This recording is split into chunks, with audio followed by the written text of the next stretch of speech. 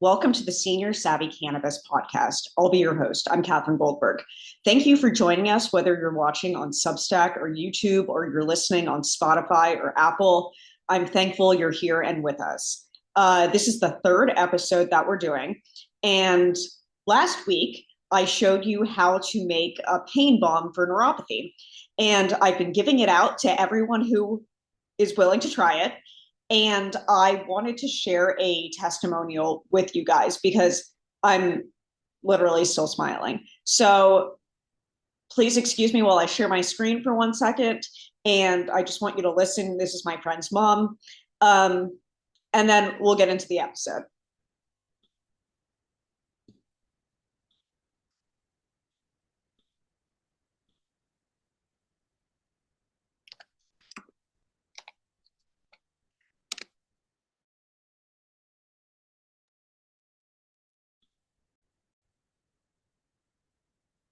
Say anything. Okay, I'm John, my son. I have a shoulder very bad pain. He put it on me. I swear to God, after 10 minutes, it's gone. I said, how come? He says, you told me to, so sorry. Okay. I don't know if you could see that. Hopefully you could hear it. I will make sure you can hear it. But so she had, first of all, cannabis transcends age, it transcends nationality, it transcends religion. Like, it just helps people. So my friend's mom has been having some very severe back issues. And he put a little bit of the balm on her back, and you heard her. And she was adorable about it. So I gave her the rest of the balm, and then she said she would pray for me every time she used it. So that was like, that was, I, it made me really happy, to be honest. So I'm thankful that so many other people are reaching out. I made those 2 extra balms that I put on Substack to say that if anyone needed them, they're there for you. People claim them. So I will be making the next batch next time. And yeah, like, keep using it, keep sending me your testimonials. Keep telling your friends who are in pain. It's like, it's pretty cool to see it in action. So before we get into the fun stuff, and I'll just preface what the fun stuff is. So I'm doing a sort of ask me anything type of show today where I've compiled the questions I get most often, specifically from seniors, and I'll be answering those. I have 7 questions. I'm going to talk for about 30 minutes. So whatever comes first, if we don't finish it, I'll do this again. And if your question was not selected and not answered, you can either leave it for me in the comments below in Substack, or you can, if you become a subscriber for free, in your welcome email, there's a link where you can book a 15-minute session with me for free. So if you want to ask your specific question face to face, just become a free subscriber, and then I do office hours on Monday and Friday. So I will talk to you then. Fabulous.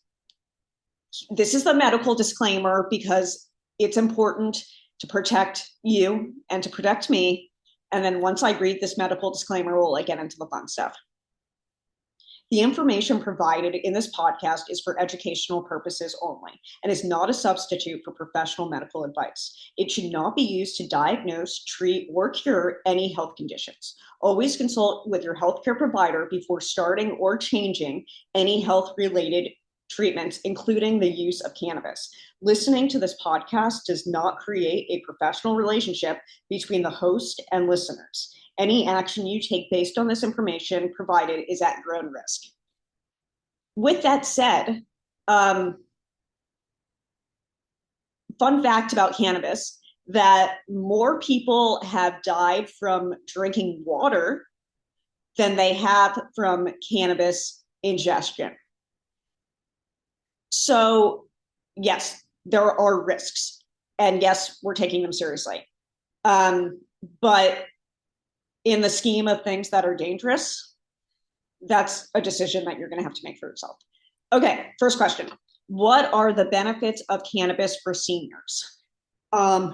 Increased quality of life, reduced pain, increased ability to sleep, increased appetite, decrease in anxiety with some strains. I'm going to also note, and I'm going to talk about this later, there are some strains that cause people a great deal of anxiety. But with the right product, you can reduce your anxiety, you can manage your depression. The thing is with cannabis is that, like, the more you move, the better you feel. So if you're having trouble moving and then the cannabis helps you move, everything else is kind of going to fall into place once you get going. And that's not to say that people who are immobile cannot benefit from cannabis, but you'll notice that it's sort of like touches on every part of your life. And those are the main things. So, I mean, obviously, yes, you can use it to get high. And no, there's nothing wrong with that. But in terms of the benefits, it's really about pain management, sleep management, the things that build the foundation for quality of life. Great. Is cannabis safe for seniors? Yes, and take precaution. We have put out a free PDF with the 10 essential questions that all seniors should ask their doctors before starting cannabis. You'll get it if you subscribe for free. It's in the welcome email along with that booking link. It's a very helpful welcome email. You should absolutely have a conversation with your doctor before starting any kind of cannabis. You might be surprised that your doctor says something along the lines of, oh, fabulous. If it works, use it. I can't endorse it. It's not approved by the FDA, but I hear it works for a lot of my other patients too. Keep doing what you're doing.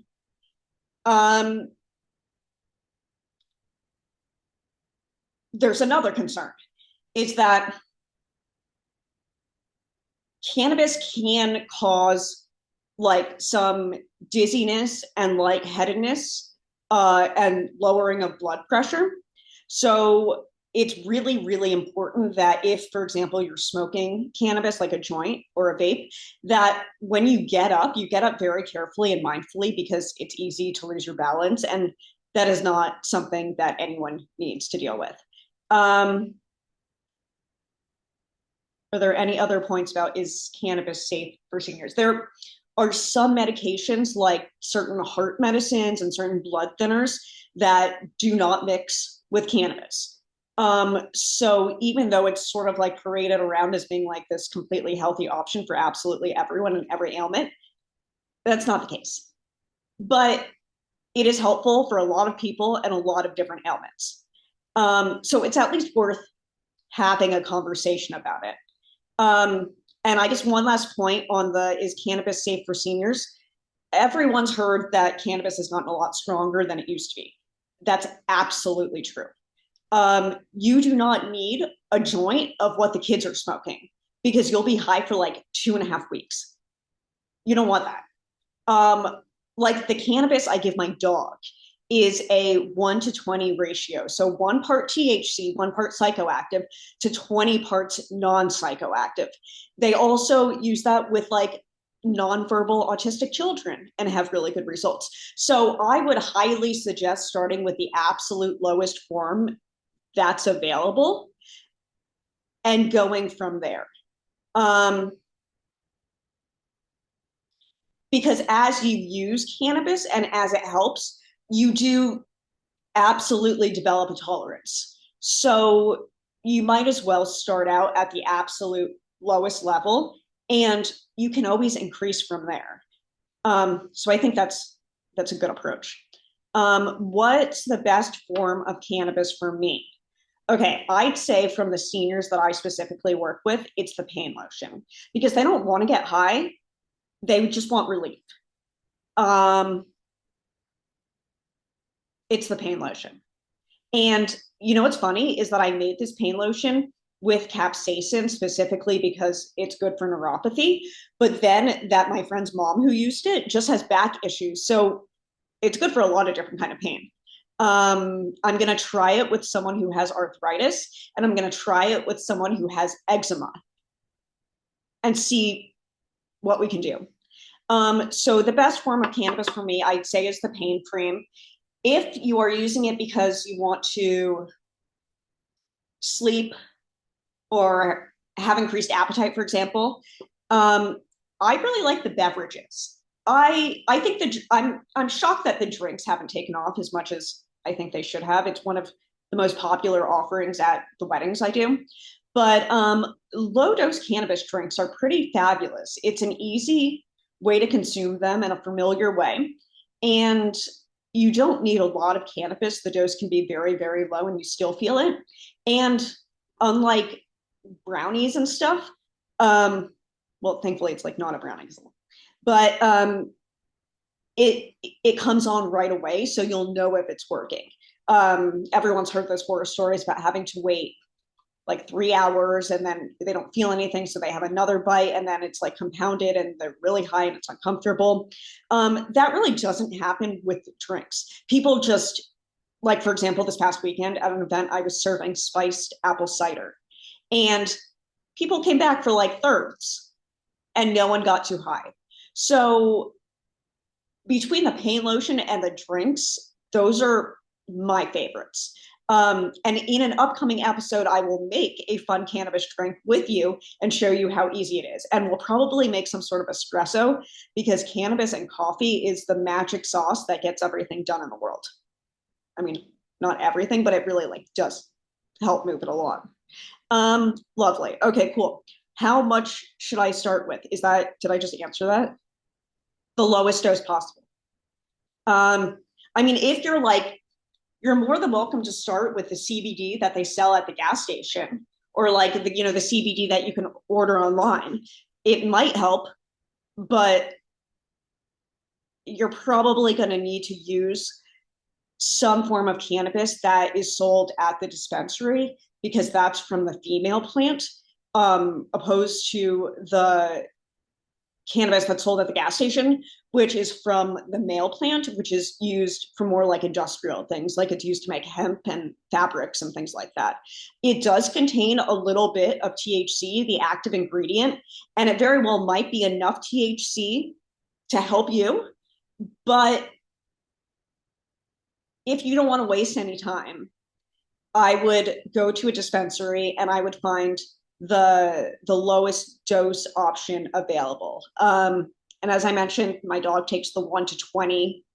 There are different formulas like that. Just note that, let's say you're like, okay, this is fabulous, Catherine. I'm going to the dispensary and getting a sleep gummy. Great. They actually work really well for a lot of people. The gummy is going to be 10 milligrams. That's a lot. That's one dose. That's a lot. A half dose is 5 milligrams and a microdose is 2.5. It's really hard to eat a quarter of a gummy because it's like this big and it tastes good. But just be aware that at least cut it in half and go from there. Staying in that 2.5 range is actually really great because you feel the effects, but then you're not overtaken by the effects. You still are in control of everything and your perception really doesn't change that much. You're just like, you just feel a little bit better. All the people at the weddings are so cute. They're like, they'll come back 30 minutes after they have a drink and they're like, I don't feel anything. I just feel really good. So that's how you know it's working. Okay, can cannabis help me sleep? Absolutely. Cannabis comes in a variety of flavors. Some flavors are more energizing than others, and some flavors are very sedative. So the sedative ones are typically called indica, and that's what's going to help you sleep, fall asleep, stay asleep. There has been a trend in the cannabis product community over the past couple of years where, well, it's like THC and CBD are the big ones. Everyone knows those. There are minor cannabinoids that are being discovered that are helping people for various things. So there are a ton of sleep products that contain CBN, which is another cannabinoid that's mixed with CBD and THC. And a lot of people have a lot of luck with that. You can get it in any form. There are mints, there are gummies, there are drinks. Yeah, the CBN, if you're looking for something specifically for sleep, ask your bud tender, that's the person who works at the dispensary, if they have any CBN products. Okay, I'm gonna have a sip of water.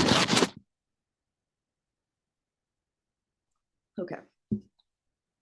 Can cannabis be addictive? Yes, absolutely. The fact that this is not talked about is mind-boggling, because it's something that produces dopamine that makes you feel better.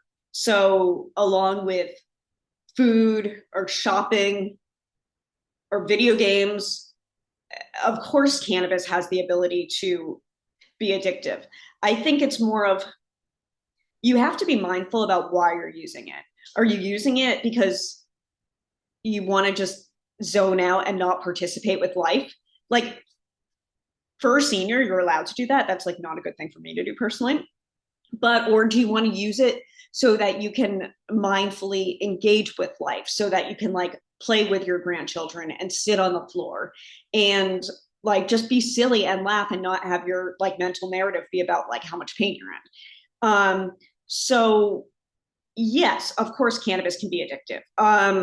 The New York Times just ran a really good piece this past weekend about some of like the issues, including addiction, that can come along with cannabis. I'll put a link in my podcast notes to that, to the response that I wrote about that. But if you have an addictive personality and you know that about yourself because you're a senior and you're wise and you've lived, then just be aware of how you're using it. And you can always, wait and then decide if you want to use it. It doesn't have to be like an all day, every day type of thing. But yes, it can be addictive. But I think this is more of a question for people who are consuming like large doses of very strong cannabis and using that like to be in a coma, more so than people who are using, let's say, like the pain lotions to treat their arthritis. I think that's reasonable. Okay, last question. I don't know how long this has been going on for, but it's probably about 27 minutes. Okay, how can I talk to my doctor about cannabis?